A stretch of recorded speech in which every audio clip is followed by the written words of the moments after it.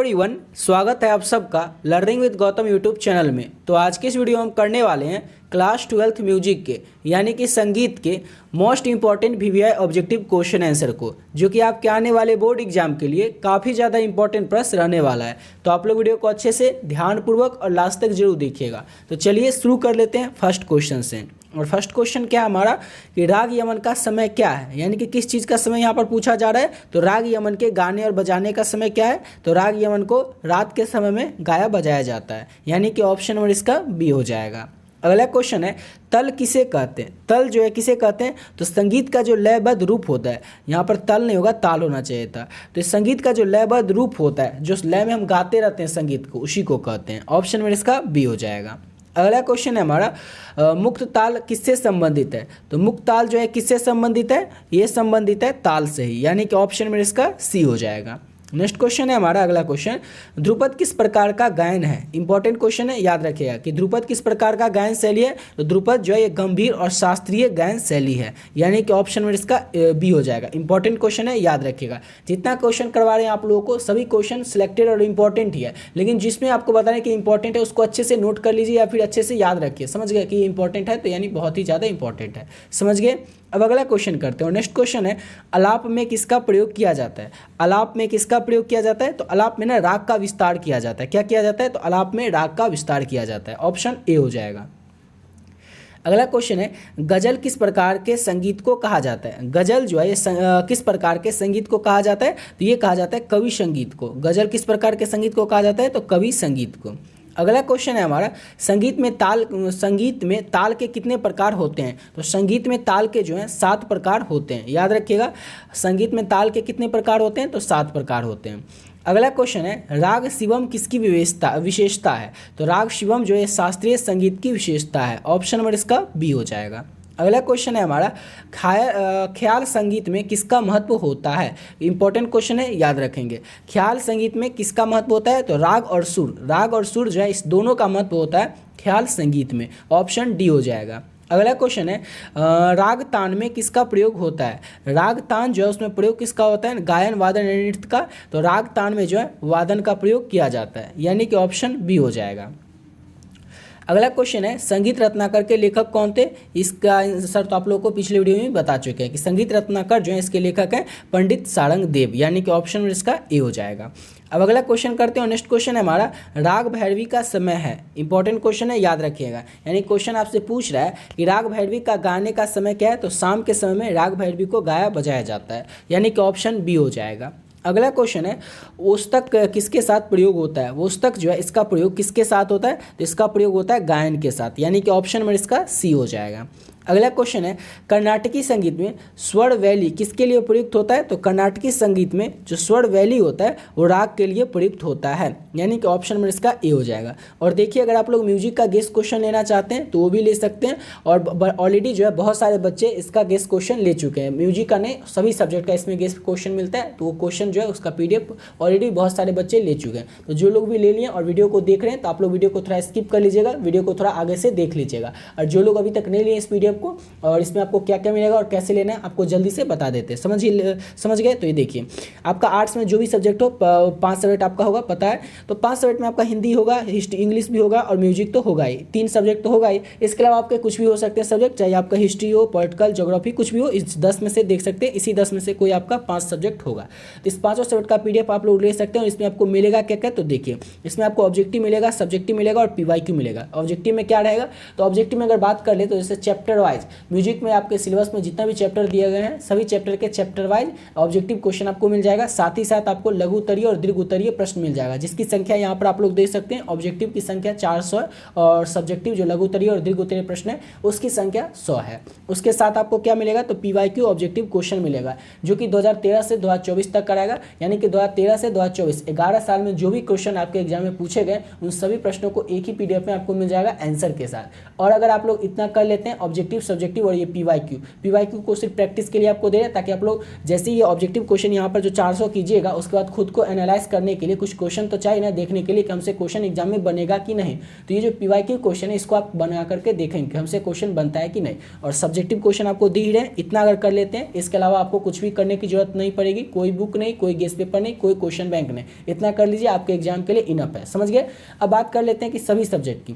तो जैसे आपको म्यूजिक में बताएं जिस तरह से डिटेल में, सेम इसी तरह से जो है Hindi, history, geography, political, English, sociology, home science, जो आपका सब्जेक्ट होगा सब में इसी तरह से देखने को मिल जाएगा। यहाँ पर आप लोग देख सकते हैं, स्क्रीनशॉट लेकर के भी देख सकते हैं, अच्छे तरीके से वीडियो को रोक करके देख सकते हैं किस सब्जेक्ट में कितना लघु उत्तरीय प्रश्न रहेगा, कितना दीर्घ उत्तरीय रहेगा, और क्या कहते हैं ऑब्जेक्टिव क्वेश्चन कितना रहेगा, सभी आपको सामने में देखने को मिल जाएगा। डिटेल में बताएंगे, आपको पता है वीडियो लंबा हो जाएगा, उतना डिटेल में बताने की जरूरत नहीं है। वैसे होम पेज पर आपको एक वीडियो मिल जाएगा, उसमें डिटेल में बता रखे हैं।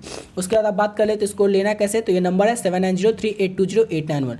इस नंबर पर आप लोग फोन पे, गूगल पे, पेटीएम किसी भी माध्यम से ओनली आपको 50 रुपये पे करना है। जैसे ही आप लोग ये नंबर 7903820891 इसको फोन पे, गूगल पे या पेटीएम में डालिएगा, नाम आ जाएगा गौतम कुमार, उसमें आपको क्या करना है 50 रुपये पे कर देना है। समझ गया। 50 रुपये में आपको 5 सब्जेक्ट का PDF मिल जाएगा।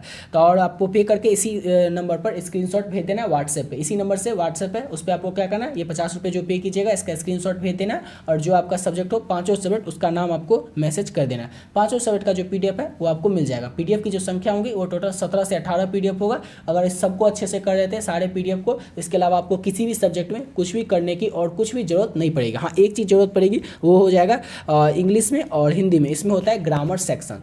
तो ग्रामर सेक्शन का क्वेश्चन इसलिए नहीं दिए क्योंकि इसका कोई फिक्स नहीं रहता कि यही क्वेश्चन आएगा ही। ग्रामर में कुछ भी एग्जाम्पल से दे सकते हैं। इसके लिए ग्रामर का क्वेश्चन जब करवाएंगे, क्लास करवाएंगे यूट्यूब पर ही, उस समय आपको PDF भी मिल जाएगा, उसका थ्योरी का और उसका जो कैसे करना है, क्वेश्चन को कैसे बनाना है वो भी बता देंगे। इसके अलावा जितना आपका टॉपिक है सारा इसी से कवर हो जाएगा PDF से, सिर्फ ग्रामर का छोड़ के। ग्रामर का भी दे देते, लेकिन ग्रामर का इसलिए नहीं दे रहे क्योंकि ग्रामर का आप लोगों को पता हुआ एग्जाम्पल से क्वेश्चन आता है, घोड़ा स्त्रीलिंग या पुल्लिंग इस तरह से पूछा जाएगा। तब ऐसा थोड़ी कि घोड़ा ही पूछ लेगा, बकरी भी पूछ सकता है, गधा भी पूछ सकता है। तो इस सब के लिए नहीं दिए क्योंकि उसमें एग्जाम्पल से क्वेश्चन आता है। बाकी आपका सारा सिलेबस ये 5 सब्जेक्ट का जो PDF जितना ही मिलेगा उससे आपका कंप्लीट हो जाएगा। तो समझ गए आप लोग। अब आते हैं अपने क्वेश्चन पे।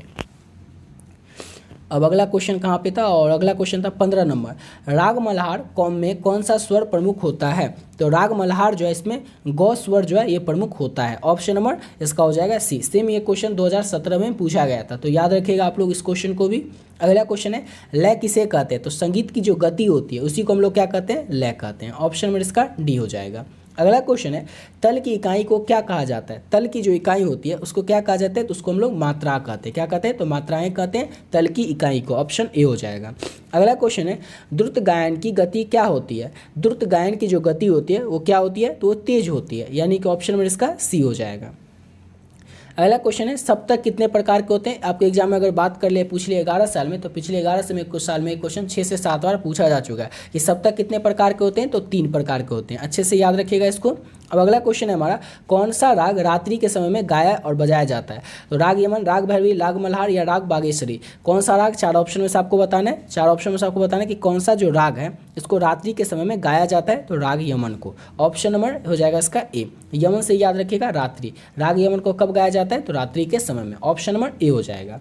अगला क्वेश्चन है हमारा राग दीपक में किस स्वर का विशेष महत्व होता है। राग दीपक जो है इसमें किस स्वर का विशेष महत्व होता है, तो रे का, यानी क्या हो जाएगा, ऑप्शन नंबर इसका B हो जाएगा। ठीक है, चलिए अगला क्वेश्चन कर लेते हैं। और अगला क्वेश्चन है हमारा तत्काल का क्या अर्थ होता है। तत्काल का क्या अर्थ होता है, तो तत्काल का अर्थ होता है त्वरित गति में गायन, यानी कि ऑप्शन नंबर इसका B हो जाएगा। त्वरित गति में गायन तत्काल का अर्थ होता है। ऑप्शन नंबर B हो जाएगा। नेक्स्ट क्वेश्चन करते हैं। और अगला क्वेश्चन क्या है हमारा, तो 24 नंबर क्वेश्चन है कर्नाटकी संगीत में वहली किसे कहा जाता है। तो कर्नाटकी संगीत में जो वहली है वो राग को ही कहा जाता है, यानी क्या हो जाएगा, तो यह ऑप्शन नंबर इसका A हो जाएगा। अब अगला क्वेश्चन है हमारा संगीत में मलकौस राग का समय क्या है, यानी कि मलकौस राग का गाने का समय क्या होता है, तो रात्रि के समय राग मलकौस को भी गाया जाता है, यानी ऑप्शन नंबर इसका C हो जाएगा। अगला क्वेश्चन है हमारा ठुमरी में गायन में किस प्रकार के राग का प्रयोग किया जाता है। ठुमरी गायन जो होता है इसमें किस प्रकार के राग का प्रयोग किया जाता है, तो हल्के और आकर्षक राग का प्रयोग किया जाता है ठुमरी गायन में, यानी कि ऑप्शन नंबर इसका B हो जाएगा। अगला क्वेश्चन है हमारा राग भैरवी में कौन सा स्वर प्रमुख होता है। राग भैरवी जो है इसमें कौन सा स्वर जो है वो प्रमुख होता है, तो सा स्वर जो है ये प्रमुख होता है राग भैरवी में, यानी ऑप्शन क्या हो जाएगा, तो ऑप्शन इसका A हो जाएगा। अब अगला क्वेश्चन कर लेते हैं। और नेक्स्ट क्वेश्चन है शरण किसे कहते हैं। शरण जो है ये किसे कहते हैं, तो राग के अवरोह को हम लोग क्या कहते हैं, तो शरण कहते हैं। राग के अवरोह को ऑप्शन में इसका सी हो जाएगा। राग के अवरोह को हम लोग क्या कहते हैं, तो शरण कहते हैं। अगला क्वेश्चन करते हैं। और नेक्स्ट क्वेश्चन है संगीत में किस ग्रंथ में राग का विस्तार किया जाता है। इंपॉर्टेंट क्वेश्चन है, याद रखेंगे, कई बार आपके एग्जाम में पूछा गया है। तो संगीत के किस ग्रंथ में राग का विस्तार किया जाता है, तो संगीत रत्नाकर ग्रंथ में। संगीत रत्नाकर के लेखक कौन है, तो पंडित सारंगदेव हैं। अगला क्वेश्चन करते हैं। और नेक्स्ट क्वेश्चन है हमारा तुलसीदास के रचनाओं में संगीत का महत्व जो है वो किस प्रकार से है। तुलसीदास की जो रचना है उसमें संगीत का जो महत्व है वो भक्ति गीतों में है। किस तरह से है, तो भक्ति गीतों में है। तुलसीदास की रचनाओं में संगीत का जो महत्व है वो भक्ति गीतों में है। अगला क्वेश्चन है कौन सा राग उत्तरी समय में गाया जाता है। कौन सा राग को उत्तरी समय में गाया जाता है, तो राग असावड़ी को। याद रखिएगा, राग असावड़ी जो है इसको उत्तरी समय में गाया जाता है। अगला क्वेश्चन है राग भैरव किस समय में गाया जाता है। अब राग भैरव को किस समय में गाया जाता है, तो राग भैरव को सुबह के समय में गाया जाता है, यानी कि ऑप्शन में इसका ए हो जाएगा। अगला क्वेश्चन है नृत्य में यानी कि डांस में संगीत का क्या स्थान होता है। तो नृत्य में संगीत का जो स्थान होता है वो मुख्य होता है, यानी सबसे मेन का होता है। समझ गए, ऑप्शन में इसका ए हो जाएगा। संगीत के समय आप लोग जानते होंगे डांस का जो है वो सबसे मेन स्थान होता है। अगला क्वेश्चन है राग यमन में कौन सा स्वर जो है वो प्रमुख होता है। तो याद रखना है राग यमन जो है इसमें 7 स्वर प्रमुख होता है। एग्जाम में पूछा हुआ प्रश्न है, 18 में पूछा गया था, 18 या 19, इसमें कन्फ्यूज हूँ, लेकिन ये पूछा गया था 18 या 19 के बीच में ही। अगला क्वेश्चन करते हैं। नेक्स्ट क्वेश्चन है सप्तक में कुल कितने स्वर होते हैं। सप्तक में जो स्वरों की संख्या होती है वो 7 होती है, यानी कि ऑप्शन इसका सी हो जाएगा। सप्तक में सप्तक में कुल कितने स्वर होते हैं, तो 7 होते हैं, ऑप्शन सी हो जाएगा। अगला क्वेश्चन है और लास्ट क्वेश्चन में सारंगी वाद्य यंत्र किस संगीत शैली से संबंधित है। सारंगी वाद्य यंत्र जो है किस संगीत शैली से संबंधित है, तो शास्त्रीय संगीत शैली से सारंगी वाद्य यंत्र जो है ये संबंधित है, यानी कि ऑप्शन नंबर इसका ए हो जाएगा। इसी के साथ वीडियो पे कंप्लीट करते हैं। आशा करता हूँ आप लोग को वीडियो अच्छा लगा होगा। रोज क्लास होता है, क्लास को अटेंड कीजिए और आपको जो पीडीएफ बता चुके हैं वो पीडीएफ को ले लीजिए, उसको अच्छे से रिवाइज कर लीजिए। उसके बाद आपको कुछ भी करने की जरूरत नहीं पड़ेगी एग्जाम के लिए। ठीक है, तो मिलते हैं नेक्स्ट वीडियो में नए वीडियो के साथ।